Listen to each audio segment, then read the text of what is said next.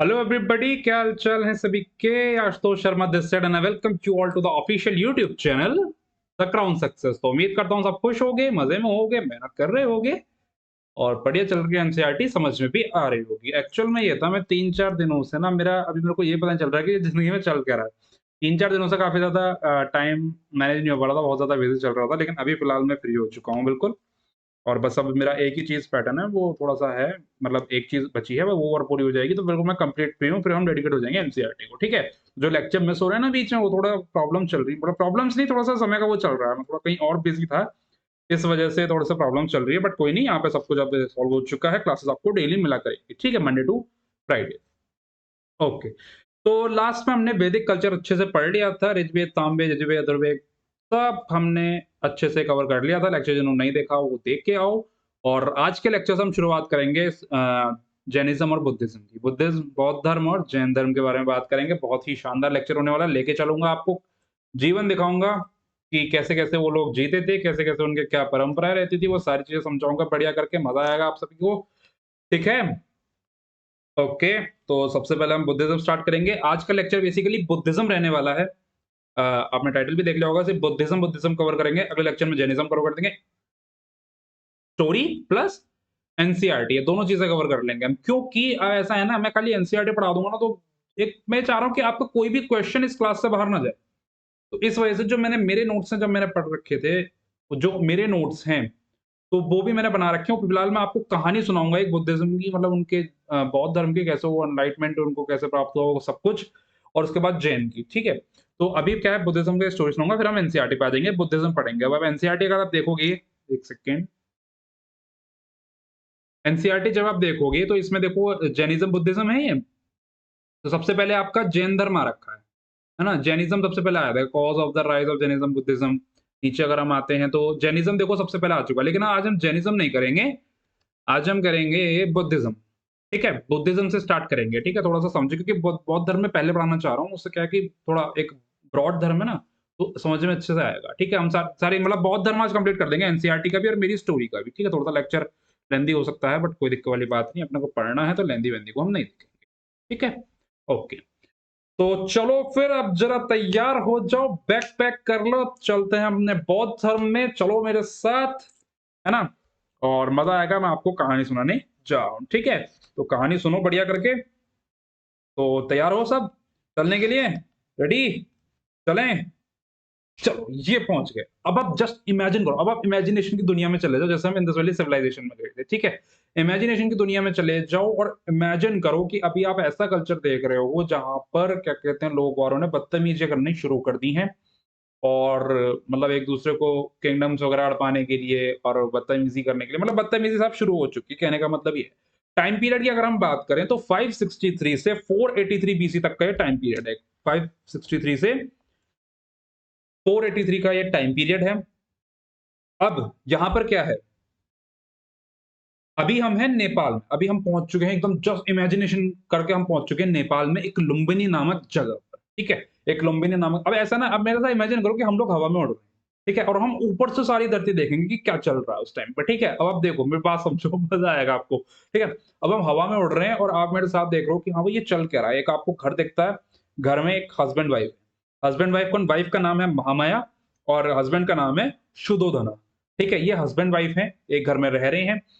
महामाया जो वाइफ है, उन्होंने एक बच्चे को जन्म दिया, ठीक है? उन्होंने एक बच्चे को जन्म दिया, लुम्बिनी नामक जगह है नेपाल में, वहां पर एक बच्चे को जन्म दिया, जिसका नाम उन्होंने रखा सिद्धार्थ। क्या नाम रखा? सिद्धार्थ, ठीक है? अब आप देख रहे हो कि सिद्धार्थ का जन्म हो चुका है, अब ये धीरे-धीरे बड़ा होता जा रहा है, ठीक है? अब ये सिद्धार्थ कौन है? सिद्धार्थ मैं बताता हूँ, गौतम बुद्ध जो हैं, उन्हीं का रियल नेम है सिद्धार्थ। अब ये गौतम बुद्ध नाम कैसे पड़ा, ये मैं आपको आगे बताऊँगा। फिलहाल अभी आप देखो, सिद्धार्थ नामक मतलब सिद्धार्थ नामक बच्चे ने जन्म लिया है, जो आगे जाके गौतम बुद्ध बनेगा, ठीक है? तो इनके फादर नेम मैंने आपको बता दिया, शुद्धोधना, जो कि कपिलावस्तु के रूलर थे, ठीक है? कपिलावस्तु जगह उस वहाँ के रूलर थे। और कौन से वंश से बिलॉन्ग करते थे ये? शाक्य वंश से बिलॉन्ग करते थे, ठीक है? और मदर नेम मैंने आपको बताया महामाया, ठीक? ओके। इसके बाद क्या हुआ कि जब वो अब हम देख रहे हैं कि वहाँ पर सब कुछ एकदम नॉर्मल चल रहा है, कोई ऐसी दिक्कत वाली बात हो नहीं रही है। बट लेकिन वहाँ का कल्चर ऐसा बनता जा रहा है, अब आप एक चीज़ देख रहे हो ऊपर से घर में कि यार यहाँ का कल्चर ऐसा बनता जा रहा है कि बच्चों को बाहर नहीं भेज रहे। क्यों?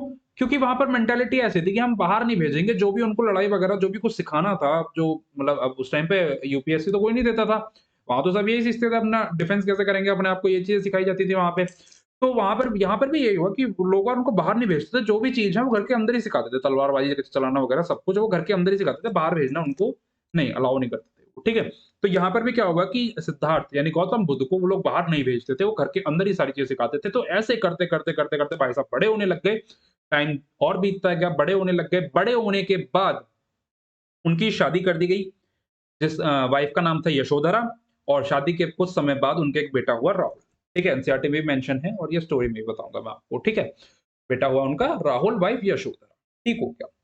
अब क्या हुआ कि भाई जब एक ही माहौल में इंसान रह रहा है, एक ही चीज देख रहा है, उसकी सोच इतनी डेवलप नहीं हुई, तो उन्होंने डिसाइड करा कि यार मैं बाहर जाऊं, ठीक है, अब मैं घर से बाहर निकलूंगा। तो उन्होंने क्या काम करा कि एक बार बिना बताए रथ-वथ तैयार करे अपने, और अब आप देख रहे हो कि अरे ये कौन जा रहा है, बाहर कौन निकल रहा है घर से, ठीक है? तो वो बेसिकली गौतम बुद्ध हैं, वो घर से बाहर निकलते हैं रथ-वथ तैयार करके और वो चलते हैं, ठीक है? चलने पर उनको क्या दिखता है कि उनको 4 चीज़ें वो पूरा जब एक भ्रमण क ऐसा है ना, जब किसी चीज़ को अंदर से जानना हो, जो बोलते हैं ना एक्सपीरियंस, तो जानना हो तो सबसे पहले भ्रमण करना पड़ेगा, आपको जाना पड़ेगा, आपको फील्ड में उतरना पड़ेगा, ठीक है? अब आपको पॉलिटिशियन बना दिया जाए, ठीक है? तो अब आप जब तक जनता के बीच नहीं जाओगे, उनकी परेशानियों को नहीं देखोगे, तब तक आप सॉल्यूशन कैसे निकालोगे? जब आप लवासना ट्रेनिंग के लिए जाओगे, तो वहाँ पे आपको भारत दर्शन कराया जाएगा, है ना? ट्रेनिंग का एक वो है ना पीरियड है भारत दर्शन, जहाँ पे कराया जाएगा आपको, ठीक है? क्योंकि वहाँ पे अलग-अलग जगह पर लेके जाया जाएगा आपको, और वहाँ पे लोगों से रूबरू कराया जाएगा कि वहाँ पे क्या कल्चर चल रहा है, क्या चीज़ फॉलो कर रहे हैं। इसी तरह से क्या है एक्सपीरियंस होगा आपको। तो वहाँ पर भी उन्होंने सोचा कि यार मैं 10 ब बाहर जाऊँगा तो मेरे को एक्सपीरियंस होगा। तो वहाँ पर वो लोग उन्होंने बाहर गए वो, ठीक है? उन्होंने बाहर गए, रथ-वथ में गए, उनको 4 चीज़ें दिखी। पहली एक बुजुर्ग आदमी, ठीक है? उनको 4 चीज़ें दिखी, पहली एक बुजुर्ग आदमी, दूसरा एक मतलब बहुत ही ज़्यादा दुखी आदमी, कहने का मतलब ये है, एक बुजुर्ग हो गया, एक दुखी आदमी। तीसरी चीज़ उनको दिखी एक डेड बॉडी, एक मृत शरीर उनको दिखा, ठीक है? ये 3 चीज़ें उनको दिखी, और चौथी चीज़ जो दिखी वो दिखी भिखारी, ठीक है? जो मतलब भीख वगैरह माँग रहे थे अपने जीवन यापन करने के लिए, भिखारी। ये 4 चीज़ें उनको दिखी हैं, मतलब 4 चीज़ें दिखी। तो इस बात से उनका दिमाग अब एक्चुअल में, आप देखो कोई बंदा जिसने ये 4 चीज़ें अब तक जिसके बारे में पता ना हो और एकदम से वो जाके 4 चीज़ें देख ले, तो दिमाग तो खराब होना ही है। तो वहाँ पर भी क्या हुआ कि उनका दिमाग हो गया खराब कि यार ये क्या चीज़ है, ठीक है? तब उनको और ज़्यादा उनका दिमाग के चक्षु खुले, और उन्होंने जब पता करना स्टार्ट करा, तब उनको पता चलता है कि यही जीवन का सत्य है कि इंसान सबसे पहले जन्म लेगा, बड़ा होगा, बड़ा होने के बाद वो बीमार हो जाएगा, बूढ़ा हो जाएगा और फिर खत्म हो जाएगा। ठीक है, यही जीवन का सत्य है। तो यहाँ पर उनको ये चीज़ पता चली, तो उनके दिमाग में अलग-अलग तरह के सवाल आने लगे कि यार हम कर क्यों रहे हैं इतना सब कुछ? जब एट द एंड हमको मरना ही है, हमको जाना ही है, तो हम इतनी चीज़ें कर क्यों रहे हैं? तो ये इस तरह के सवाल उनके दिमाग में आने लग गए। ठीक है, अब ये जो घर से बाहर निकले थे, ये समथिंग अराउंड 29 की एज अप्रॉक्स मान लो, ठीक है? 29 की एज में ये बाहर निकले थे, 29 साल की उम्र में, 29 साल तक वो घर में ही रहे थे। तो यहाँ पर क्या है कि उनको इतने सारे डाउट उनके दिमाग में आने लग गए कि यार जब सब कुछ एट द एंड हमको जाना ही है, तो हम इतना सब कर क्यों रहे हैं? यूपीएससी कर क्यों रहे हैं? लेकिन अब मत सोचना है ऐसे, नहीं सोचना है, भई हमको अच्छे करके यूपीएससी निकालना है, बिकॉज़ हमारा ड्रीम है। ठीक हो गया? ओके। तो यहाँ पर क्या है कि उनके दिमाग में सवाल आने लग गया, सवाल आने लग गए तो उनका दिमाग हो गया खराब। अब वो चाहते हैं कि भई मुझे इस मोह-माया से रहना है दूर। जितनी भी ये मोह-माया है, इन सब से मेरे को दूर रहना है, और सच का पता लगाना है कि आखिरकार सच है तो है क्या? तो इस तरह के थॉट्स उनके दिमाग में आने लग गए। तो अब क्या हुआ कि एक चीज़ तो वो सीख चुके, क्या? कि ये जो पृथ्वी है, ये दुखों से भरी हुई है। ये उन्होंने सीख लिया था। Basically he experienced that on earth is there is a lot of pain. बहुत ज़्यादा ये जो धरती है, बहुत ज़्यादा दुखों से भरी हुई है। फिर उन्होंने क्या काम करा कि मैं इस मोह-माया में नहीं पड़ूँगा, मैं अपना घर-बार सब त्याग दूँगा। तो उन्होंने क्या काम करा, अपना घर-बार 29 साल की उम्र में छोड़ दिया और इधर-उधर भटकना शुरू किया सत्य की तलाश में। ठीक है? सच जानने के लिए, आखिरकार सच है क्या? तो वो तलाश करने के लिए उन्होंने इधर-उधर घूमना शुरू करा 29 साल की उम्र से, और 6 साल तक वो वहाँ पर घूमते रहे। 6 साल तक वो घूमते रहे, 29 से 35 की उम्र आ गई, 6 साल तक वो घूमते रहे, लेकिन उनको कई जगह उन्होंने टीचर्स मिले, उनको कई जगह शिक्षा ली कई जगह से, लेकिन उनको कहीं भी ये सत्य प्राप्त नहीं हुआ कि आखिर सच है तो है क्या? ठीक है? तो ये चीज़ उनको नहीं मिली। ठीक, तो अब क्या हुआ कि 35 साल की उम्र आ गई, 29 साल से 35 साल की उम्र आ गई, तो वहाँ पर क्या हुआ कि अब जब मतलब चीज़ कर-कर के, घूम-घूम के जब वो थक गए, तब उन्होंने क्या काम करा, उन्होंने नहान मतलब स्नान करा कौन से रिवर में, निरंजना रिवर है एक, ठीक है, निरंजना रिवर इंपॉर्टेंट है, एग्जामिनेशन पॉइंट ऑफ व्यू से इंपॉर्टेंट है, शायद एनसीईआरटी मेंशन नहीं करती लेकिन मैं बता रहा हूँ आपको। निरंजना एक रिवर है, उसमें उन्होंने स्नान किया, उसके बाद वो एक पीपल के पेड़ के नीचे जाके बैठे, ठीक है। After that he took a bath in Niranjana and they went for a meditation below people tree, ठीक है। कहाँ पर, जगह कौन सी है, बोध गया है बिहार में, वहां पर एक पीपल का पेड़ है, निरंजना रिवर में उन्होंने स्नान करा, स्नान करने के बाद पीपल के पेड़ के नीचे के मेडिटेशन अपना शुरू करा। जब मेडिटेशन शुरू करा तब उनको एनलाइटमेंट यानी सच की प्राप्ति उनको वहां पर हो गई, उनके पीछे एक चक्र बन गया करके, है ना, सर्कल, चक्र बन गया। मैं इसमें अगर एनसीईआरटी फोटो दिखाएगी तो मैं दिखाऊंगा। तो वहां पर चक्र बन गया, उनको वहां पर सच की प्राप्ति हो गई, एनलाइटेड हो गए वो वहां पर, समझ में आ रहा होगा, ठीक है। तो कौन सी रिवर में स्नान किया था, निरंजना रिवर में स्नान किया था, और बोध गया जगह का नाम है, पीपल के पेड़ के नीचे जाके बैठे थे, मेडिटेशन कर रहे थे, तब उनको सच की प्राप्ति हो गई एट द एज ऑफ 35, 29 से 35, 6 साल तक उन्होंने संघर्ष किया, 6 साल तक घूमे, लेकिन सच की प्राप्ति नहीं हुई, बट फाइनली ही गॉट एनलाइट। तो समझ में आ गया होगा, और यहां से जब वो उनको सच की प्राप्ति हो गई तो यहां से उनका नाम पड़ गया गौतम। सिद्धार्थ थे अभी तक, सिद्धार्थ से उनका नाम पड़ गया गौतम बुद्ध। तो बेसिकली यहां से बौद्ध धर्म की स्थापना हुई अच्छे से, जो मतलब प्रॉपर तरीके से, जो है, ठीक है। तो ये बात आपको समझ में आ गई होगी, इतनी कहानी थी गौतम बुद्ध की। अब इसके बाद जो उनके डिसिपल्स थे, जो उन्होंने चीजें बताई, अब इनका भी एक चक्र और था कि ये ना, जैसे आप किसी के पास नॉलेज आ गई है, ठीक है, अब वो नॉलेज अपने पास रखेंगे, आपको बताना शुरू करेगा। जैसे मेरे को इस चीज की नॉलेज है तो मैं आपको बताना शुरू करूंगा, ठीक है, वैसे आपके पास नॉलेज आएगी तो आप बताना शुरू करोगे, है ना। हालांकि मेरे पीछे चक्र ही नहीं बनाया, अगर आपके पीछे चक्र बन जाए तो मेरे को बता देना, मेरे पीछे तो दिख रहा है क्या, नहीं मेरे को तो नहीं दिख रहा कोई भी चक्र। तो अगर आपके पीछे बन जाए तो बता देना, लेकिन उनके पीछे चक्र बन गया था, ठीक है। अब उनके पास जब सच पता चल गया था, उनके पास बहुत ज़्यादा नॉलेज हो गई थी, तब उन्होंने देना शुरू करा। आप किस-किस को देते थे वो मैं आपको एनसीईआरटी से समझाऊँगा। तो बेसिकली ये कहानी थी गौतम बुद्ध की, कि कैसे गौतम बुद्ध का जन्म हुआ और कैसे उनको एनलाइटमेंट मिला। ठीक है? तो इतनी बात आपको समझ में आ गई होगी। चलो फिर एनसीईआरटी पे शिफ्ट होते हैं अब हम अपनी। बुद्धिज़्म, ठीक है। लाइफ ऑफ गौतम बुद्ध 567 से 487, मैंने क्या बताया था, 560 से 483, टाइम बस अप्रॉक्स है यार, आप इतना टाइम पे फोकस मत करो, बस एक जानकारी के लिए रख लो ना, ठीक है। लाइफ ऑफ गौतम बुद्ध के बारे में सबसे पहले बढ़ते हैं। गौतम और सिद्धार्थ, मैंने बताया सिद्धार्थ नाम। गौतम और Siddharth the founder of Buddhism, Buddhism के founder, was born in 567 BC in Lumbini garden near Kapilavastu. मैंने बताया लुम्बिनी गार्डन नेपाल में है, वहां पर उनका जन्म होता है। फादर का नाम सुदोधना ऑफ द सब, मैंने बताया था कौन से वंश से आते थे, शाक्य वंश से आते थे। और मदर माया देवी, ठीक है, महामाया भी बोलते थे और माया देवी भी उनको बोलते थे, ठीक है। As his mother died at child birth के टाइम पे उनकी मम्मी की मृत्यु हो गई, और उनको गोद ले लिया गया प्रजापति गौतमी के द्वारा, उनको गोद ले लिया गया, ठीक है। एट द एज ऑफ 16, 16 साल की उम्र में उनकी शादी कर दी गई यशोधरा से, and gave birth to a son Rahul, और राहुल नाम के लड़के को उन्होंने जन्म दिया, ठीक है। The sight of an old man, a diseased man, a corpse and excited turn him away. मैंने बताया था ना कि वो जब निकल गए थे तो 4 तरह के लोग दिखे थे उनको, तो बेसिकली ये उनका वो बता रहा हूँ मैं। जो वहाँ पे एक जो ओल्ड मैन मिले थे, एक उनको बहुत ज़्यादा बीमार पर्सन मिले थे, एक उनको डेड बॉडी मिली थी, और क्या मिला था? डेड बॉडी मिली थी, और याद करो, 4 चीज़ें मिली थी ना? एक तो ओल्ड मैन, ठीक है? बीमार पर्सन, डेड बॉडी, और बेगर, भिखारी। भूलो मत ना। याद है तो बहुत अच्छी बात है, ठीक है? A he left home at the age of 29, 29 साल की उम्र में उन्होंने घर छोड़ दिया सच की तलाश में। सबसे पहले वो एक दोहरे पर गए, दोहरे पर उनको ये 4 चीज़ें दिखी, इन 4 चीज़ों से उनके दिमाग के चक्षु खुले, फिर उन्होंने घर छोड़ दिया। ठीक है? He wandered for 7 years and met several teachers, 7 साल, यहाँ पे 7 साल दिखाया गया बट 6 साल कह लो, क्योंकि 29 से 35 साल की उम्र में उनको एनलाइटमेंट हो गया था। ठीक है? तो he wandered for 7 years and met several teachers but could not get enlightenment, लेकिन उनको सच की प्राप्ति नहीं हुई थी।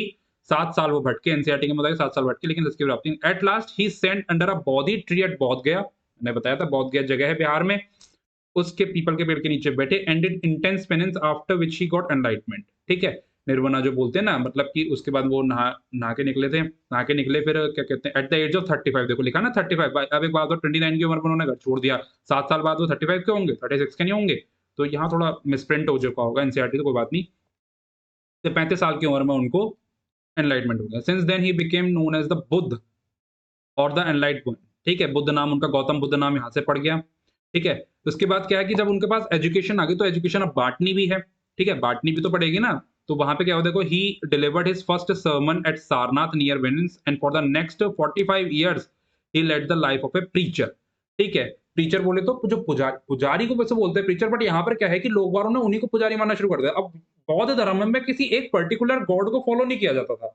ये बौद्ध धर्म की वो थी, जैनिज्म तो एक पर्टिकुलर स्ट्रिक्ट थे भाई साहब कि हमें इनको फॉलो करना, तो इनको फॉलो करना है।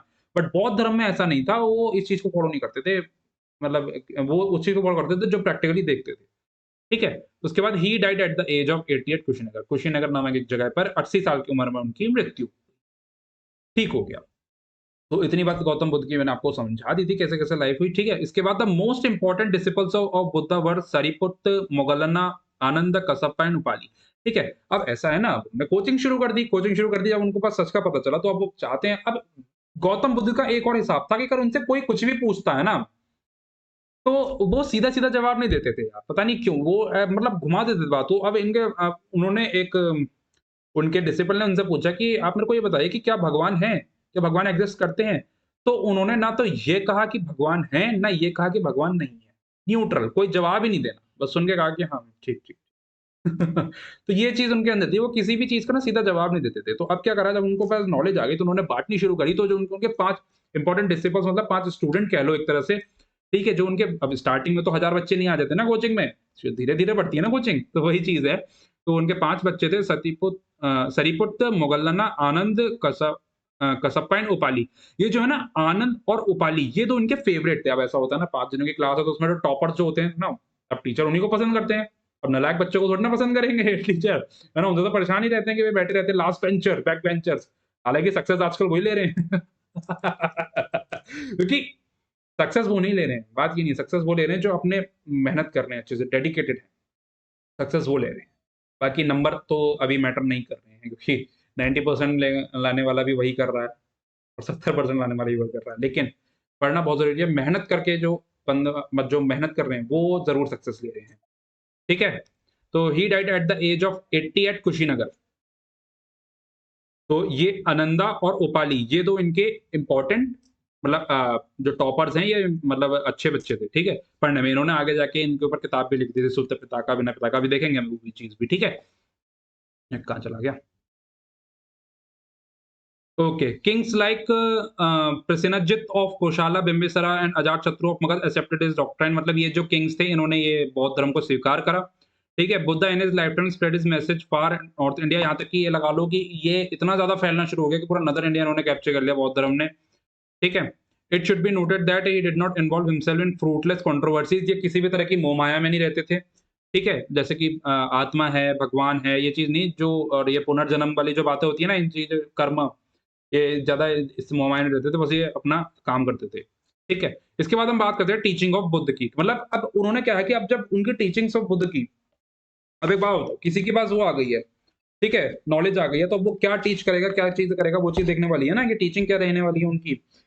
तो क्या है कि यहाँ पे 4 नोबल ट्रुथ्स थे, मतलब उनकी 4 सच्चाइयाँ थी कि ये तो आप अपना लो, सब चीज़ों से दूर हो जाओगे। आप उनके मतलब सच्चाइयाँ थी भाई उनके जीवन की। क्या सच्चाइयाँ थी देखते हैं। The world is full of suffering, ठीक है? संसार जो है आपका वो दुखों से भरा हुआ है। The world is full of suffering, संसार आपका दुखों से भरा हुआ है।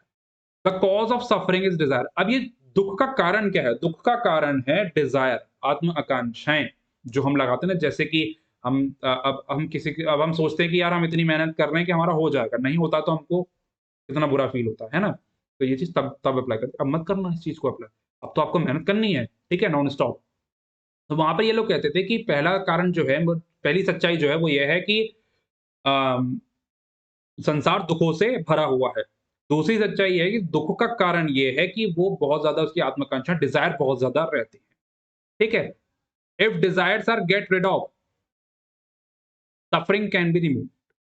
अगर आप डिज़ायर, कहने का मतलब ये है, इसका जो मतलब, अगर आप अपने डिज़ायर बंद कर दो, अगर आप अपने डिज़ायर बंद कर दो, तो आप इस चीज़ को ओवरकम कर जाओगे, आप बिल्कुल भी दुखों से नहीं करोगे सफ़र, ठीक है? अब इसको ओवरकम करने के लिए उन्होंने 8 पाथ दिए थे, मतलब 8 फोल्ड पाथ थे उनके, मतलब 8 उन्होंने रास्ते बनाए थे कि कैसे आप इन दुखों से दूर रहोगे।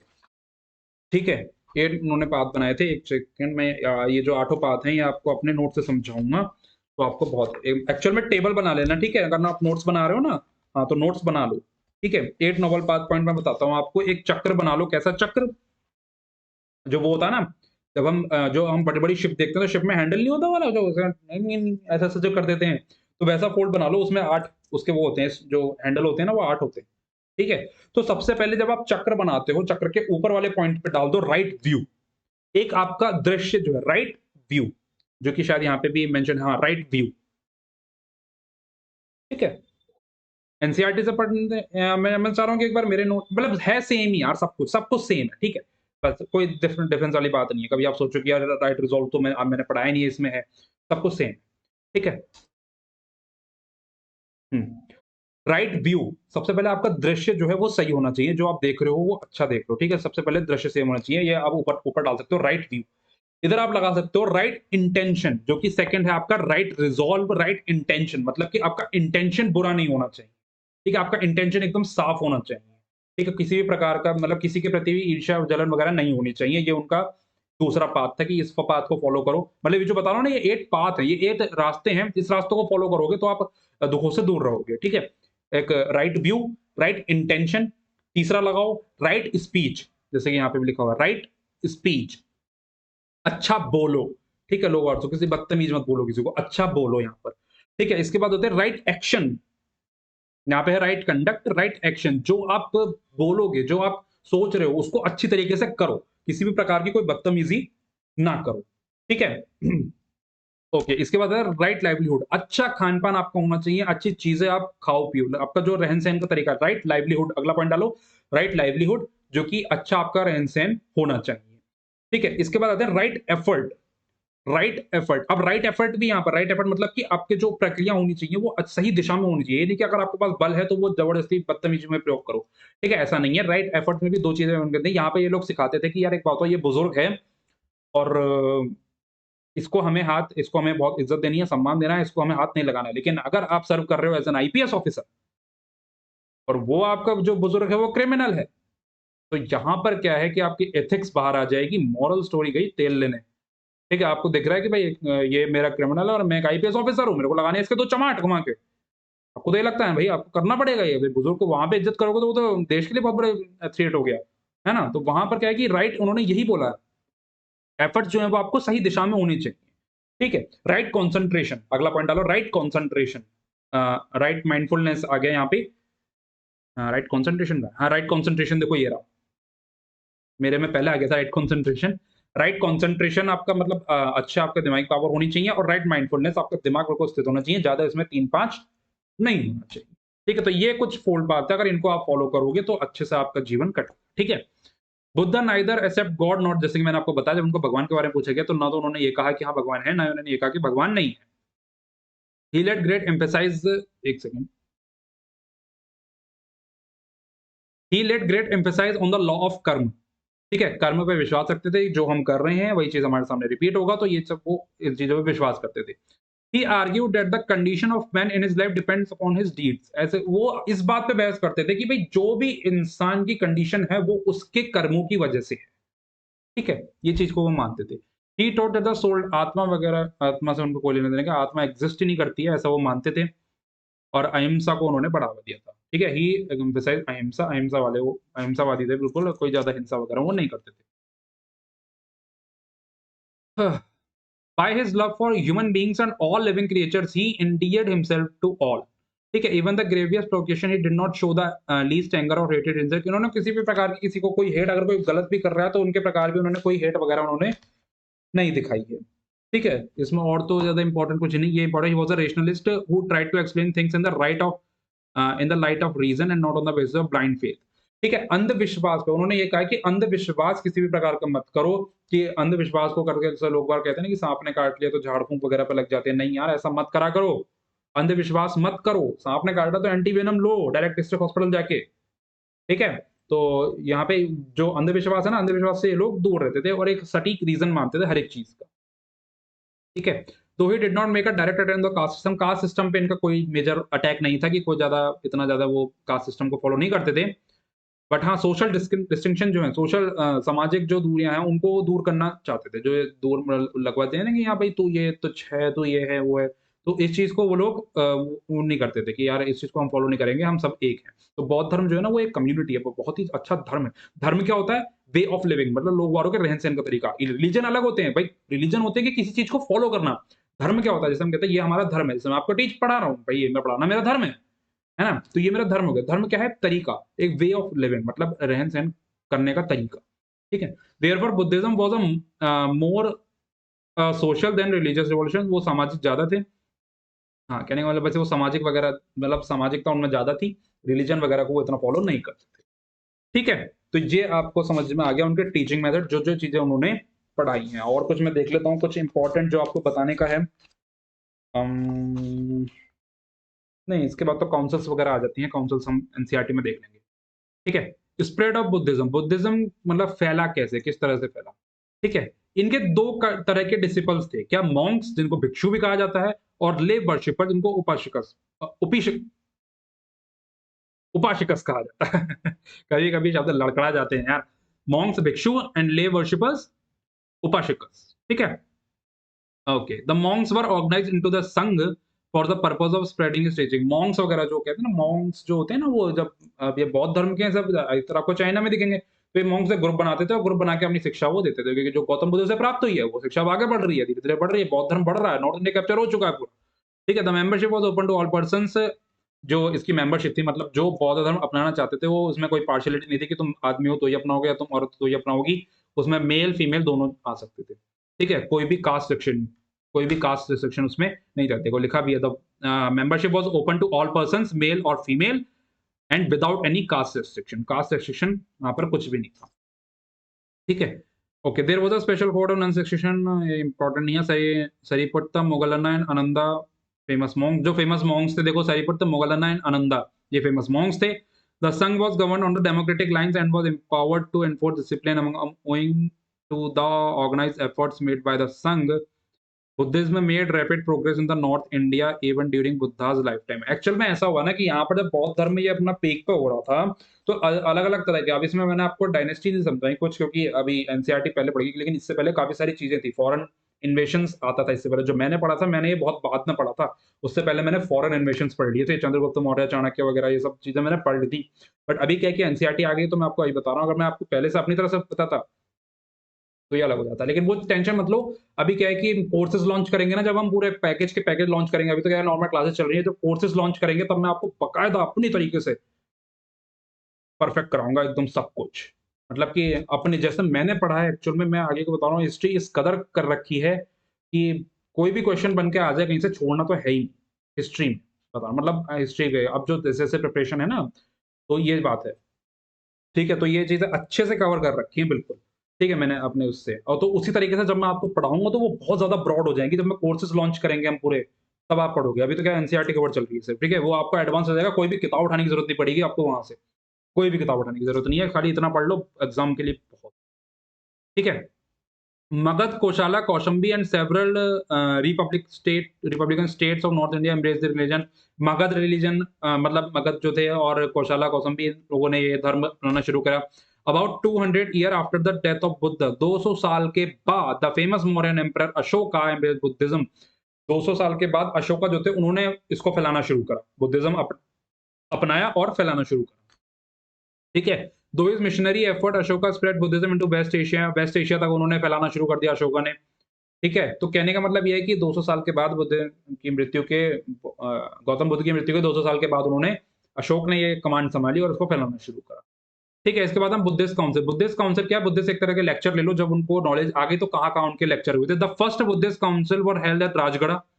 राजगढ़ एक जगह है, जहाँ पे पहली बुद्धिस्ट काउंसिल हुई under the chairmanship of महाकसपा।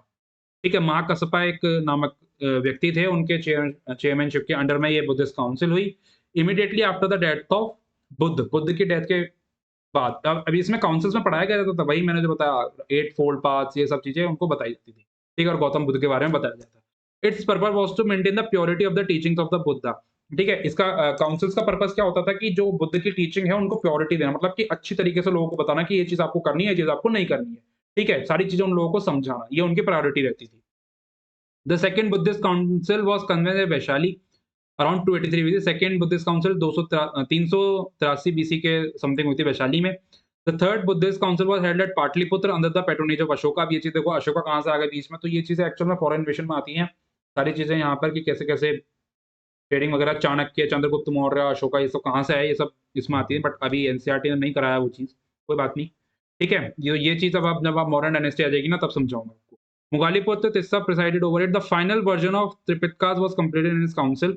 The fourth Buddhist council में, थर्ड बुद्धिस्ट काउंसिल आप पहुंच गए। Fourth Buddhist council was convened in Kashmir. Kashmir में हुई बाय कनिष्क। कनिष्क ने कराई थी अंडर चेयरमैनशिप ऑफ वाशुमित्र। वाशुमित्र के अंतर्गत कनिष्क नामक व्यक्ति ने बुद्धिस्ट काउंसिल कराई थी, जहां पर लोगों को सच के बारे में बताया जाता है कि ये बुद्धिस्ट बौद्ध धर्म में ये चीजें होती हैं, ठीक है। The new school of Buddhism called Mahayana Buddhism came into existence. नई तरह के स्कूल बनने लगे, स्कूलों में शिक्षा दी जाने लगी बौद्ध धर्म की, मतलब बहुत ही ज्यादा पीक पे होने लग गया बौद्ध धर्म, ठीक है। तो ये देखो लिखा है the new school of Buddhism called Mahayana Buddhism came into existence during this council, ठीक हो गया, ओके। बुद्धिस्ट टेक्स्ट वर कलेक्टेड। अब यहाँ पर जो एक्चुअल में अब ये जो जितनी भी टेक्स्ट थे, अब ये किस भाषा में, मतलब इसमें भाषा लिखी गई है, कहने का मतलब यह है कि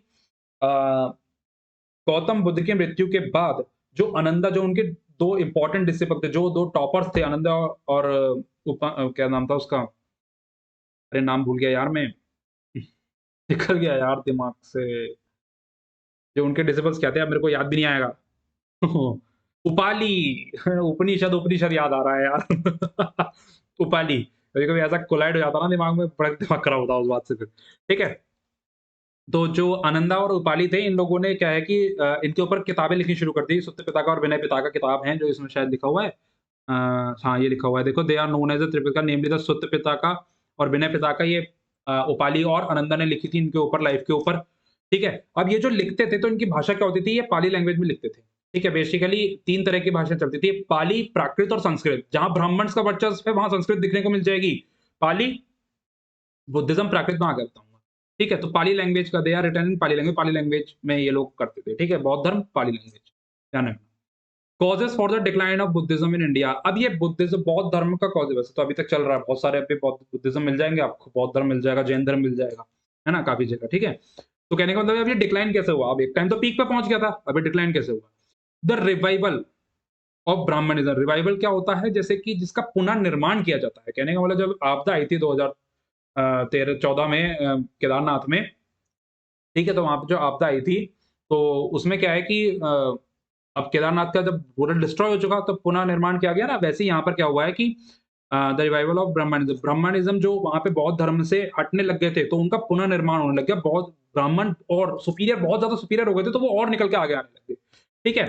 तो ब्राह्मण का पुनर्जन्म हो गया, कहने का मतलब ये ऐसे समझ लो। And the rise of Bhagavatism led to the, Bhagavatism का बढ़ावा जो है, उन इन 2 कारणों की वजह से बौद्ध धर्म का डिक्लाइन होना शुरू किया, बौद्ध धर्म थोड़ा समापन की ओर आने लग गया, ठीक है। The use of Pali, the language of masses as the language of Buddhism was given up. Pali language आते आते यहाँ पर क्या है, बौद्ध धर्म वाले जो पाली लैंग्वेज को फॉलो करते थे वो भी यहाँ पे डिक्लाइन होना शुरू हो गई है, ठीक है। फर्स्ट सेंचुरी एडी तक आते थे, पाली लैंग्वेज ही एकदम खत्म ही होने को आ गई है, ठीक है। The Buddhist begin to adopt Sanskrit. जो बुद्धिस्ट थे, अब जो आगे इस टाइम पे जो लोग बौद्ध धर्म को अपना रहे थे, वो संस्कृत लैंग्वेज में शिफ्ट होने लग गए थे, देखो लिखा भी है यहाँ पे। The Buddhist begin to adopt Sanskrit the language of the elite, मतलब वो संस्कृत लैंग्वेज अडॉप्ट करना शुरू कर दिया उन्होंने। After the birth of Mahayana Buddhism, Mahayana Buddhism के वक्त the practice of idol worship.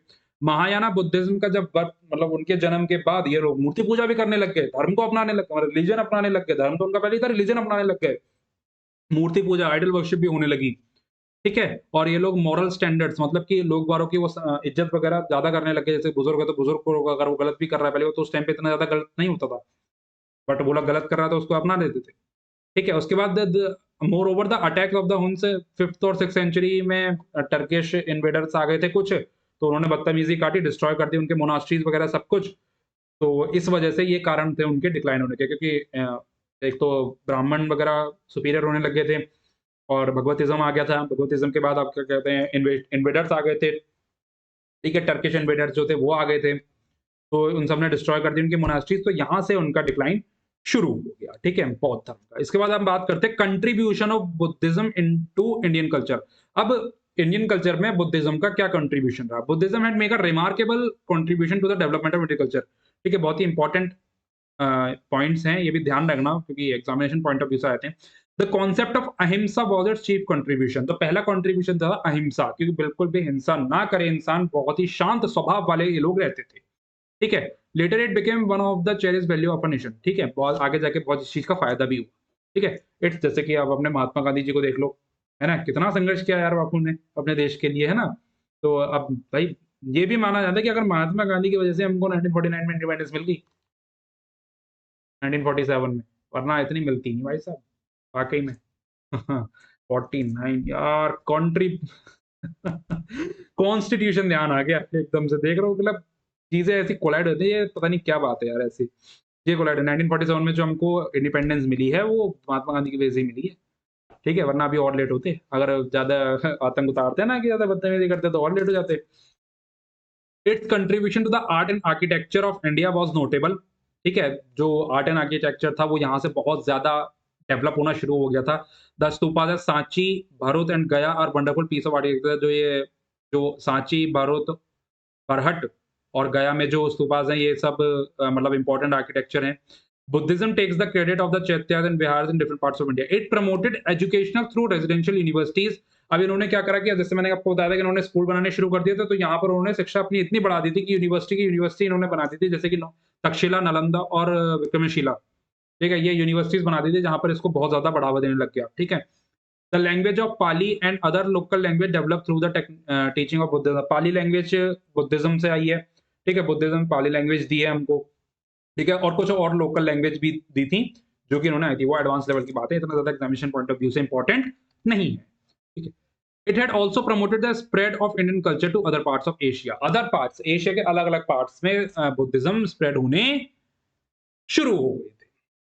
तो ये आपका बुद्धिज्म हो गया, आपका बेस क्लियर हो चुका है। कहने का मतलब ये है कि बेस क्या, मैं बहुत ज़्यादा चीज़ें क्लियर कर चुका हूँ क्योंकि एनसीईआरटी है भई, अब इतना ही कर सकते हैं। वैसे तो इसमें बहुत कुछ है यार, मैं अगर ऐसे पढ़ाने पाऊँगा तो 3 से 4 लेक्चर निकल जाएँगे बुद्धिज्म के। क्योंकि चेयरमैन वगैरह हैं, वेन्यू है, पैटर्न है, हिनाया बुद्धिज्म के बारे में, महायाना बुद्धिज्म है, कुछ इंपॉर्टेंट साइट्स हैं, क्या-क्या चीज़ें हुई हैं वहाँ पे, ऐसा तो काफ़ी कुछ है, बट हमें एनसीईआरटी कवर कर रहे हैं। एडवांस लेवल पे अभी नहीं जा रहे हैं, वरना एडवांस में जाने पे आए तो 3 लेक्चर तो बुद्धिज्म के निकल जाएँगे और 2-3 लेक्चर ही जैनिज़्म के निकल जाएँगे।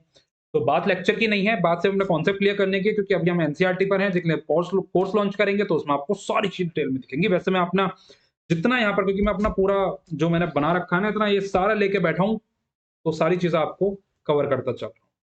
ठीक है? ओके। तो फिर क्या कहते हैं, मेरे को ज़रा कुछ क्वेश्चन्स वगैरह पूछने हैं आपसे, ये क्वेश्चन्स लिखे भी हैं यहाँ पर। ये तो जैन के ऊपर आ गया। अच्छा चलो जैनिज़्म पढ़ाए थे पहले, फिर पूछेंगे आपसे क्वेश्चन्स, ठीक है? तो उम्मीद करता हूँ आपको बुद्धिज़्म अच्छे से समझ में आ गया होगा। देखो जो भी कोई डाउट बचता है आपको कमेंट सेक्शन में पूछ लो मेरे से, और जो भी इसका आपने, जैसे मैं कमेंट देखता हूँ सत्या जी हैं, ठीक है? वो क्या करते हैं कि जो वो पढ़ते हैं एज़ अ शॉर्ट समरी वो आपको कमेंट सेक्शन में बता देते हैं। तो ये लगा लीजिए वो इतने सीरियस एस्पिरेंट हैं कि मतलब जो वो पढ़ रहे हैं, अपने नोट्स खुद के बना रहे हैं, और वो अपना मतलब शॉर्ट में वो अपना जितना उन्होंने पढ़ा वो बता दे रहे हैं। तो बहुत ही अच्छी बात है, मैं आपके लिए ताली बजाता हूँ दिल से, और उम्मीद करता हूँ आप जल्दी सिलेक्शन लोगे, बहुत जल्दी इस बार, ठीक है? तो ये सिर्फ तो आप लोग भी ऐसे ही करो। अगर कोई भी आपको दिख रहा है कि हाँ भाई ये चीज़ें मेरे को बतानी चाहिए, तो आप कमेंट करके बताओ। उससे क्या है कि आपका भी रिवीजन हो जाएगा और हमें भी अच्छा लगेगा कि आप लोग पढ़ रहे हो, आपकी चीज़ें समझ में आ रही है। कोई भी डाउट है तो कमेंट सेक्शन में आप पूछ सकते हो, ठीक है?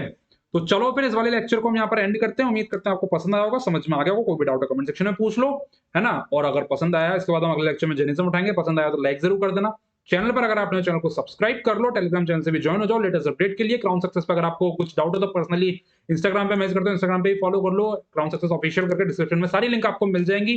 टेलीग्राम से जुड़ जाओ, वहाँ पे अपडेट्स मिलते रहते हैं, क्या-क्या हो रहा है आजकल ज़िंदगी में, है ना? तो चलो फिर इस लेक्चर को यहाँ पे एंड करते हैं। उम्मीद करता हूँ आपको पसंद आएगा। पसंद आए तो लाइक ज़रूर करना।